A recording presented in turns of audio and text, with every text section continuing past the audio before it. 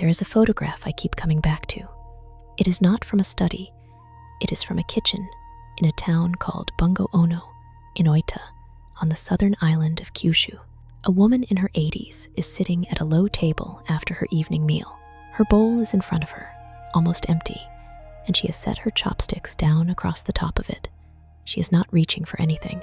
She is just sitting, looking out at the last of the light.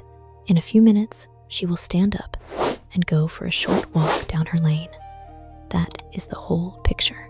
And the strange thing is that this ordinary, unremarkable evening is, almost line for line, what a careful piece of research from 2013, measured in a laboratory and found to be one of the gentlest ways an older body lets go of the weight it carries around the middle.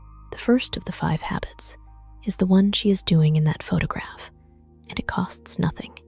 She eats slowly.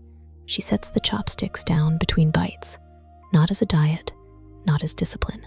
It is simply how she has always eaten, and it turns out to matter more than almost anything she puts on the plate. Her name is Chiyono Eto. She is 84, and by the end of this, I want to give you all 5 of the things she does without thinking the slow eating, and 4 more, but I want to save the one that surprised me most for last, because it is the one almost nobody connects to their waistline at all. Let me be honest with you about the title before we go any further.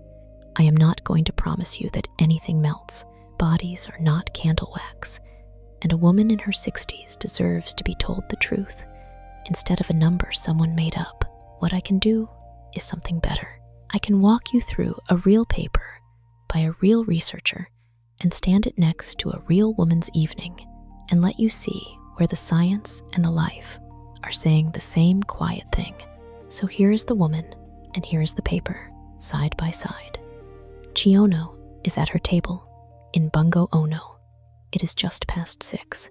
The rice is genmai, brown rice with a little barley mixed in, and there is a small bowl of miso soup and some simmered vegetables. The portions are not large, and she eats the way her own mother ate, the way her grandmother ate, one mouthful. Then the chopsticks go down. Then she chews. Then she picks them up again. A meal takes her a long time. She is not performing patience. She would not even have a word for what she is doing. It is just dinner. Now the paper. There is a body of research from Japan, published in the European Journal of Nutrition in 2014, that looked at this exact thing. Not what people ate, but how fast. The researchers studied middle-aged Japanese men, otherwise healthy, and they measured the actual fat packed deep in the abdomen, the kind that wraps around the organs. Then they compared it against one simple, self-reported question. Do you eat fast, normal, or slow? The men who said they ate fast had markedly more of that deep belly fat than the men who ate slowly. The difference held even after the researchers accounted for the fat, just under the skin. Faster eating, more visceral fat. Slower eating, less of it.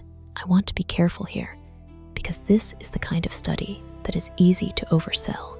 It is an association, not a stopwatch experiment. It cannot tell you that slowing down by itself removes a single pound.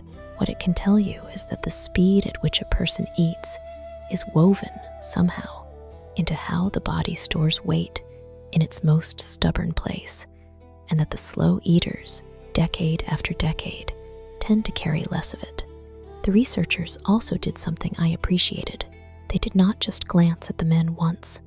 They measured the actual fat with imaging, the kind that can tell the deep abdominal fat from the soft fat under the skin, and they kept the deep number separate. So when they say the fast eaters carried more visceral fat, they are not guessing from a waistband. They are looking at the fat itself. There is a small thing buried in that distinction that I find quietly hopeful. The deep belly fat, the visceral kind, is the fat that worries doctors most. It is the one wrapped around the organs, the one tied to so much else. And yet it is also, it turns out, the most responsive fat in the whole body. It is the first to come and, with gentle, steady habits, often the first to ease. So the place that frightens us most is also the place where small changes are felt soonest. That is not nothing. When I first read that, my honest reaction was a kind of relief, because slowing down is not a sacrifice. It is not a food you have to give up, or a sweat you have to earn. It is just a smaller gap between bites. And the reason it seems to work is almost embarrassingly simple. Your stomach takes time, roughly 15-20 minutes, to send the signal up to your brain that it has had enough. If you eat fast, you can put away a great deal of food inside that blind window before the message ever arrives. If you eat slowly, the message catches up to your hand. You feel satisfied on less, and you never had to count anything. Think for a moment about your own last meal, not to judge it. Just notice, did you taste the middle of it, or only the first bite and the last? Most of us, if we are honest, eat the way we drive on a familiar road. We arrive without remembering the journey. Chiono remembers every meal because she is inside it the whole time. Here is the permission, and I mean it. You do not have to change what is on your plate this week. You do not have to measure or weigh or give anything up. You only have to set your fork or your chopsticks down between bites and let the meal take a little longer. That is the entire first habit. If that is all you do, you have started. The second habit is the one she does after she stands up from that table, and it is the heart of the whole video, the paper this is all built around. She goes for a short walk, not a workout, not far, just down her lane and back in the cooling evening while the rice settles, 10 or 15 minutes, sometimes a little more if a neighbor is out. The landmark study is this. In 2013, a researcher named Loretta DiPietro, a professor of exercise science at George Washington University, published a paper in the journal Diabetes Care. She and her team took older adults, every one of them 60 or older, who were healthy but at some risk of trouble with their blood sugar. They brought them into a laboratory, a room that could measure, hour by hour, exactly what their bodies were doing with the food they ate. And they compared two things, one long 45-minute walk in the morning or afternoon against 3 short 15-minute walks, each one taken right after a meal. The number of people was small, only 10, and I want you to know that, because a small study is a beginning, not a final word. But the finding was clear enough that it changed how a lot of careful people think. The 3 short post-meal walks worked just as well as the single long walk for steadying blood sugar across the whole day. And for the hours after the evening meal, the short walk after dinner did something the long walk could not. It blunted the rise in blood sugar that, in older bodies especially, tends to climb highest at night. Let me draw you the picture of why. Because the mechanism is the part that makes it real. When you eat, sugar moves into your blood. Normally, your body has to send out insulin to usher that sugar into the cells. And as we get older, that system gets a little slower, a little stickier. But a working muscle does not wait for the full ceremony. When you walk, the muscles in your legs open a kind of side door and pull the sugar straight in to burn it, almost on their own. So a gentle walk right after eating is like opening a window in a warm room. The pressure that was building has somewhere to go, and blood sugar that is not constantly spiking is, over the long run, one less push toward the body storing fat around the middle. Stay with me on that image. The side door in the muscle, the window opened in the warm room. If that picture is in your head, you have the paper. You do not need good thought and good jargon. Now watch the science and the life line up. DiPietro's team had to build a whole laboratory with a room that measures every breath to discover the value of a 15-minute walk after dinner. Chiono has been taking that walk every evening of her adult life because in her town, that is simply what you do after supper while the heat goes out of the day. The paper from 2013 did not teach her anything. It measured, in numbers, what her feet already knew, and the years since have only deepened it. After DiPietro's work, other teams went looking, and the pattern kept holding a short, easy walk in the window after eating does more to steady blood sugar than the same walk taken on an empty stomach hours later. One review that gathered these together landed on a number even smaller than DiPietro's 15 minutes. 2 to 5 minutes of light walking after a meal was enough to bend the curve. I find that almost moving, honestly, that the body asks so little. Not a mile, not a hill, just movement in the right window while the food is still arriving. And here is the practical heart of it, the thing you can take to your own evening. The walk does not have to be brisk. It does not have to be long. The research that has followed DiPietro's work keeps finding the same gentle thing, that even a short, easy stroll, started within an hour or so of finishing a meal, does more for your blood sugar than a longer walk taken at some other time of day. The timing matters more than the effort. So permission again, because this audience carries too much guilt about exercise already. You are not training. You are not getting your steps. You are just letting your dinner settle on your feet instead of in your chair. If all you do this week is walk to the end of your street after supper and back, that is enough. That is the whole second habit. This is the place I usually mention the books, so let me do it quickly, and then we will get back to our kitchen. I gathered the morning practices and the evening ones into 2 small books. The why kept short, the doing kept simple. One for the morning, one for the evening. The link is in the description below this video. And if you are watching this on a television right now, there is a small code on the screen. Your camera will open it by itself. No typing. The evening book, in particular, is built around exactly this hour we are talking about. The slow meal, the short walk, the way you put the day down. If you would like it near you, it is there. And now, back to the table. The third habit is about when she eats that meal, not just how. Chiono eats her supper early, and she eats it light. Her dinner is finished, dishes and all, while the sun is still going down. The heaviest food of her day, if there is a heavy meal at all, is at midday. By evening it is rice, soup, vegetables, something small. She is not fasting. She would think that idea was strange. She simply closes the kitchen early, the way her family always has, and the long, quiet stretch between supper and breakfast happens on its own. I will be careful here, because the science on meal timing is younger and less settled than the walking research, and I would rather tell you that than dress it up. But the direction of it is consistent, and it makes plain sense once you sit with it. An early, lighter supper means your body is not being asked to handle a big load of food right when it is winding down for sleep. The walk we just talked about has somewhere to fit, and the deep, unbroken rest that follows, which we will come to, because it is the surprise of the whole video, is not interrupted by a stomach still working at midnight. Think of it as letting the kitchen of the body close for the night, the same time the real kitchen does. The permission for this one is gentle, because I know evenings are when many of us who live alone reach for food that is really reaching for company. You do not have to move your whole dinner.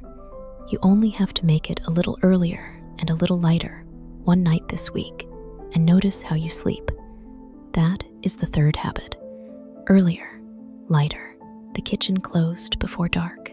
The fourth habit is in the small bowl beside her rice, and it has been there her entire life. Miso soup, fermented soybean paste, stirred into hot water with a little seaweed or tofu. Sometimes, in the morning, it is natto instead, fermented soybeans, sticky and strong-smelling, a food many Westerners cannot get past, but that she has eaten since she was a girl. These are fermented foods, living foods, and they are the quiet, daily anchor of the traditional table all across Japan. Here is the supporting paper, and it is a serious one. In 2020, researchers led by Ryoko Katagiri, working with one of the large Japan Public Health Center cohort studies, published in the British Medical Journal. They followed more than 90,000 Japanese adults, aged 45 to 74, for nearly 15 years. They looked at how much soy people ate, and they made a careful distinction that turned out to matter between plain soy and fermented soy, the miso and the natto. And the people who ate more of the fermented kind had a meaningfully lower risk of dying over those years, around 10% lower for all causes. The plain soy did not show the same effect. It was specifically the fermented foods. Now let me be fair, because this is exactly the kind of finding that gets stretched too far. That study is about long-term mortality, not about belly fat directly, and I will not pretend otherwise. What the fermented foods seem to do is quieter and further upstream. They feed the bacteria in your gut, the enormous quiet community that lives in your middle, and that we are only beginning to understand. A gut that is fed this way tends to run calmer, with less of the low-grade inflammation that researchers increasingly link to weight settling around the abdomen. So, I would not tell you a bowl of miso soup melts fat. I would tell you it tends the garden the fat grows in. That is a more honest sentence, and it is the one the evidence will support. The permission here is the easiest of all. A small bowl of warm miso soup, most days, before or with your meal. That is the fourth habit. You do not need to learn to love natto. You only need something fermented and warm, taken slowly, the way she takes it. And now the fifth, the one I promised I had saved, the one almost nobody connects to their waistline at all. It is sleep. I will tell you my own reaction first, because it is the most honest thing I have.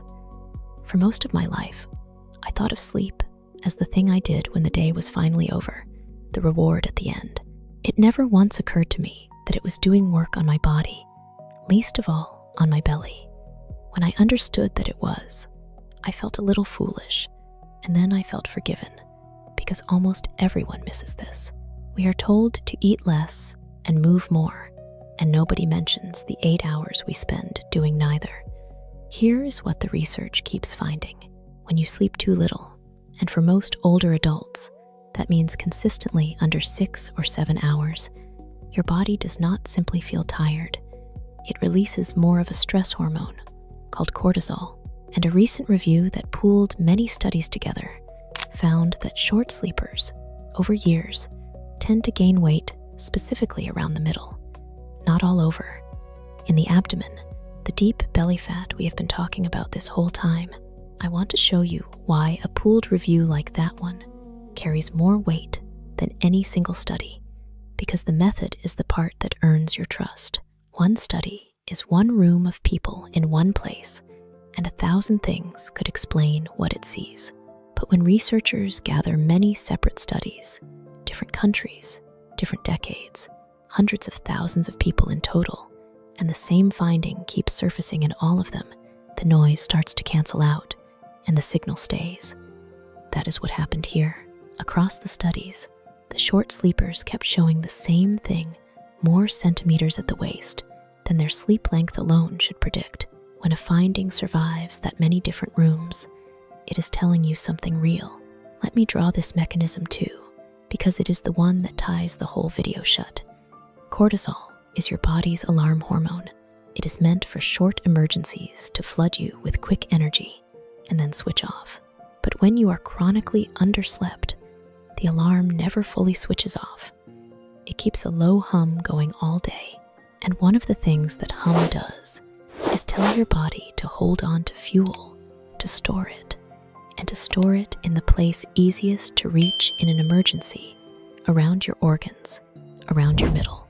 So poor sleep is not just tiredness, it is a standing instruction to your body to keep the belly fat, fix the sleep, and you quiet the alarm. This is where Chiono's whole evening turns out to have been one long preparation. Look back at what she has been doing. She ate slowly, so she is not overfull. She walked after dinner, so her blood sugar is steady and her body is calm. She ate early and light, so nothing is working in her stomach at midnight. She had her warm miso, her warm bath before that. By the time she lies down, there is no alarm left ringing. The cortisol has somewhere to fall to.